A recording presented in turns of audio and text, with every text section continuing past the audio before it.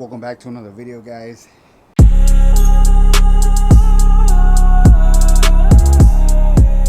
Today, what do we got going on here, dude? Something's broken. Bam! This is, I wouldn't say broken, but it's really noisy. It's growling. And I'm pretty sure these are the original unit bearings.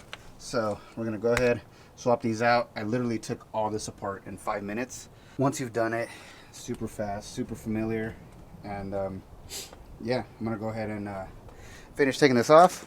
But nothing crazy. 13 millimeter 12 points right here. You got to take off the caliper and then the carrier and the rotor. And then it has one here, and another one on this side. You guys can see it's right there. And then, oh yeah, the axle nut is a 35. It's a 35 millimeter, which is a weird size. I don't know what it is in standard. I'm an idiot. 35 millimeter axle nut. I'll put whatever size it is down in standard, but you do need an impact. Mine have came off a couple times since I did replace the axles with chromoly's in the front. I don't know if I ever mentioned that. I got 10 factory chromoly shafts up front, 10 factory chromoly, a little start back there, 10 factory chromoly shafts in the back. So we got chromoly's front and back, and then of course we got the Adams drive shafts.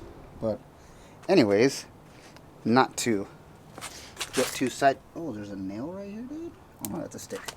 Not to get too sidetracked, we are changing out these unit bearings with the Timken brand. If you guys are not familiar, Timken makes really good bearings, so I don't see why I would have trouble with these Timken unit bearings or hubs, however you want to call them. It comes complete, so I just call it a unit bearing because it's one unit. Those are the original ones. The Mopar ones are about $500 for a set, or you can get these Timken ones on eBay. I don't know if they were running a special or not, but they were local to me, and I got the pair, that one and up here now. I got them for $200 with the ABS sensors. So some people say a sign of your unit bearings going out is that oh, don't need the trash going everywhere. Some people say that a sign of the unit bearings going out is that you're getting a false reading on your ABS sensor or your wheel speed sensor. You're getting lights on the dash and whatever. But mine was actually growling and making a growling sound. So when I would make a right or just driving straight, it's growling like kind of sound, or just like a bad tires, like a woo. But if I was to make a right turn, it would all go away. Or if I'm on the freeway on a junction ramp and it's like going right for a while, noise goes away. As soon as I start going straight and put stress back on the bearing, noise comes back. Or if I make a left turn, or if I'm going left, it gets a little louder because it's putting a lot more stress on this unit bearing here.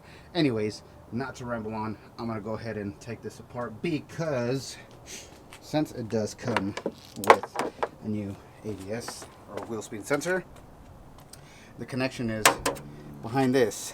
Yay me, right? It is literally right behind the spring perch tower. That is where that connection is.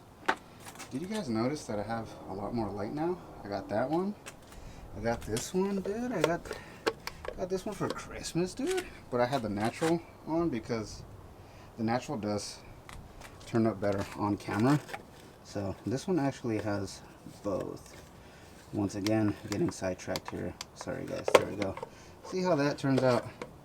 The lighting, for me, I think on camera comes out better in this warmer light than in the brighter ones. So that's why I have that one back there. That one there, it's helping me out. But anyways, I've actually been rambling on more than how long it actually took me to take this apart. So I'm gonna go ahead and take it apart because I still got to do the other side. Hopefully the noise goes away, but let's go. Alrighty guys, we're back. It's like 5 minutes later. We got the old one off, nice and easy.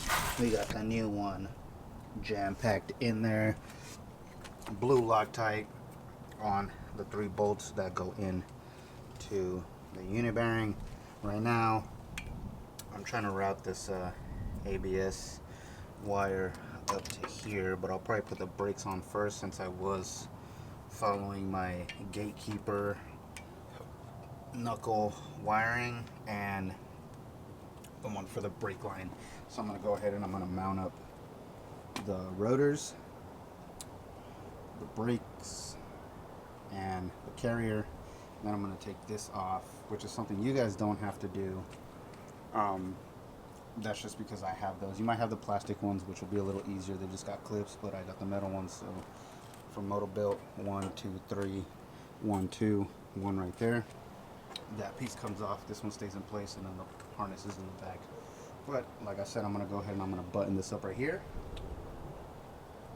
That way I can go on and put the harness routed properly how I like it, throw the wheel back on, and continue to the other side.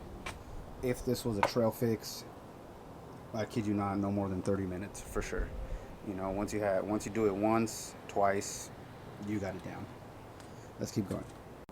Alrighty guys, we got it all put together now. Little technical difficulties with that little guy right there. Literally that little guy right there. So did find out that the factory speed sensor, ABS sensor wire is way longer than the one provided in the new Timken set.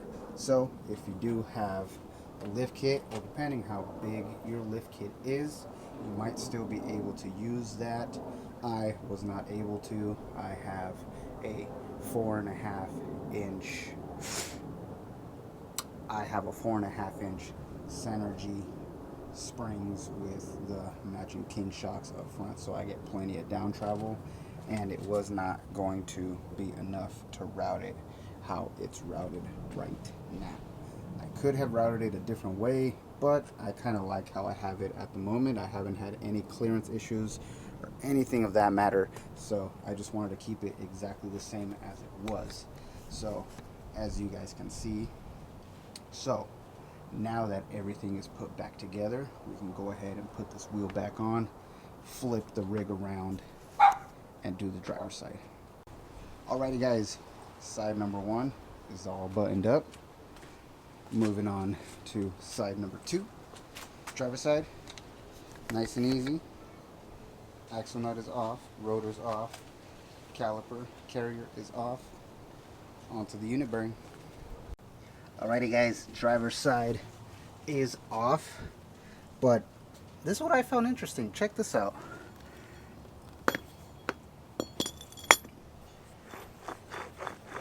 That was the bad one, the driver's side. Okay, alright, I learned something new. I thought it was opposite, because when I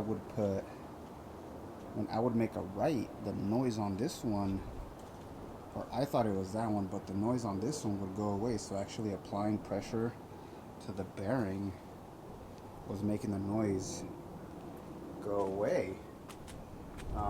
So I guess this one over here is still good as a spare. It works as a spare.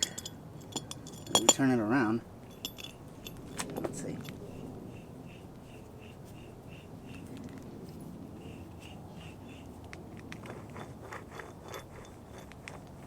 This one's quiet-ish. Definitely more quiet than this one. But I did go ahead and swap them both out, since they do most likely have the same amount of mileage. Just replacing the spares, guys. There's no use in just replacing one. Jeep has about 170,000 miles. I don't think I've told anyone, or I don't know, you might have caught it on the dash here and there, but I want to say it's about 170K.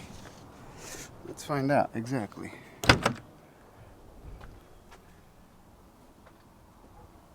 What do you guys see there?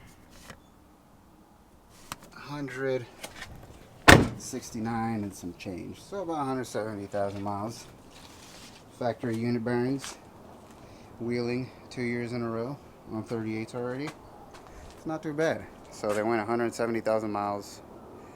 Most of that was on stock tires. Now it's on 38s. Funny that it's this one though.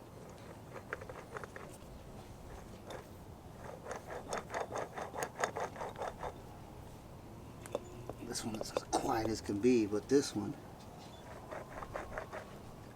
Wow. Okay, let's put the new one on. Alrighty, ladies and gentlemen, the Jeep is now done. I got the driver's side on. That was bad. Passenger side was first.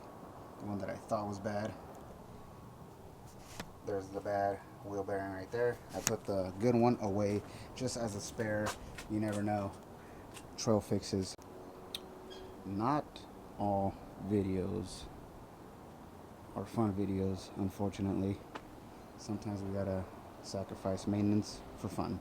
But anyways, if you guys did enjoy today's video, go ahead and hit that like button, subscribe to the channel, turn on those post notifications. That way you guys are always notified when the video is being dropped, and I'll catch you guys on the next one.